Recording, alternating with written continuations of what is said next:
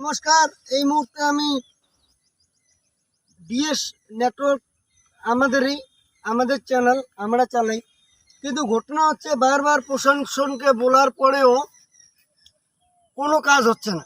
কারণ কালকে আবার 25টা হাতি আসলো এইখানে এসে যা ক্ষয়ক্ষতি করছে কালকে মানে রাত্রিবেলা 11টা নাগাদ, কিন্তু প্রশাসন রেঞ্জ অফিসারকে ফোন করলো, এইখানে কোনো কিছু হচ্ছে না।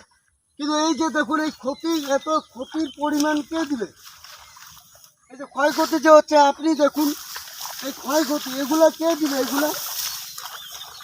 কিন্তু প্রশাসনকে বলে বলে থাকে যাচ্ছে। সুমন কাঞ্জিলাল মহাশয়, আপনি কি করতেছেন? আপনি আমাদের এমএলএ, আপনি করতেছেন কি আমি কিছু বুঝতে পারতেছি না। আপনার পাটকাপাড়াবাসীর জন্য আমরা আলিপুরদুয়ার 1 নম্বর ব্লকের তৌশিকতা গ্রাম পঞ্চায়েতের স্থানীয় বাসিন্দা। তো দেখুন এই প্রচুর পরিমাণে ধান ক্ষেত প্রত্যেক দিন। আমি বারবার বন দপ্তরকে বলতেছি, আপনারা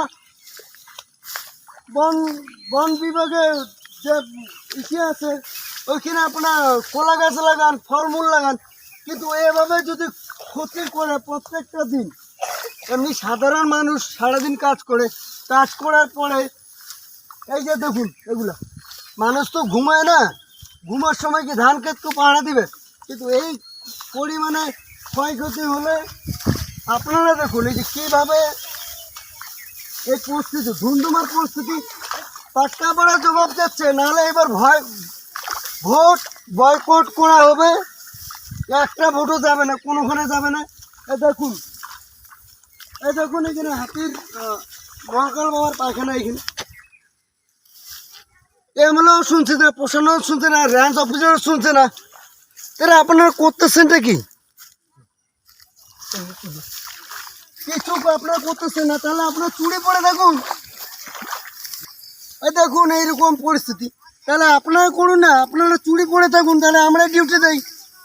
আজকে রাত্রেবেলা 6টার সময় চিলাপাতা রেঞ্জ আসার কথা, তাও জানি না। এই ক্ষয়ক্ষতিগুলো দিবে কে? মমতা ব্যানার্জিকে বলছি, সৌরভদেরকেও বলছি, অভিষেকদেরকেও বলছি, সুমন কাঞ্জিলালকেও বলছি। হ্যাঁ, যার ক্ষয়ক্ষতি হচ্ছে ওনার সঙ্গে একটু কথা বলবো আমি। দাদা, আপনার নাম কি? আমার নাম প্রদীপ রায়, বাড়ি মধ্যপাটকাপাড়া, বাড়ি মধ্যপাটকাপাড়া। তৌশিকতা গ্রাম পঞ্চায়েত। হ্যাঁ, আপনার কি ক্ষতি হয়েছে? আমার ক্ষতি এই যে দেখো, আমার 1.5-2 বিঘা জমির ধান খাই নিছে হাতি। আমার তো নিজস্ব জমি নাই, আমি তো লিজ নিয়ে আমি ধান করছি আর কি। 100 বার। তো এখন লিজের টাকা দিব না ধান ক্ষেতের ইসে আমি নিজে কি খাবো আর কি। 100 বার। আমি আর কি বলবো, আমি তো প্রশাসনকে তো আমি তো বলি নাই এখনো, তো আমার আর কি বলার। আপনার গ্রামের যে স্থানীয় কোনো নেতা বা কোনো ইসেকে কমপ্লেন করছিলেন আপনি? না, করিনি। করে কোনো লাভ হবে আপনার মনে হয়? লাভ হবে না। লাভ হবে হয় না, মনে হবে আপনার? না লাভ হবে হবে না, তার জন্য জানাই নাই। ঠিক আছে, আমি আলিপুরদুয়ার এমএলএ যে আছে আমাদের, উনাকে একটু বলবো আমি রাত্রেবেলা ফোন করে, যাতে আপনার কিছু ব্যবস্থা করা হয়। ঠিক আছে। কাকিমা, আপনার কতটা ক্ষতি হয়েছে? এদিকে আসেন, একটু কথা বলুন। নমস্কার।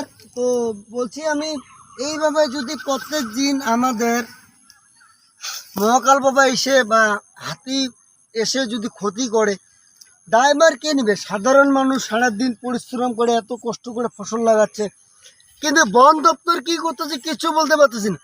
আমি সুমন কাঞ্জিলালকে তখন ফোন করছিলাম, আমি ফোন করছি, এবং আলিপুরদুয়ার প্রাক্তন বিধায়ক সৌরভ চক্রবর্তী ফোন করা হয়েছে, কিন্তু সুমন কাঞ্জিলাল আমাকে বললো উনি কালকে আসবে পরিদর্শনে।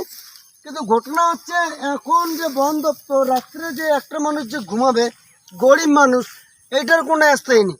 তো এইটাই বলতেছি, বন দপ্তর করছে এটা কি? পাটকাপাড়া জবাব যাচ্ছে, যদি জবাব দেওয়া না হয় তা বন দপ্তর আমরা 2-1 ঘেরাও করবো পাটকাপাড়াবাসী নিয়ে।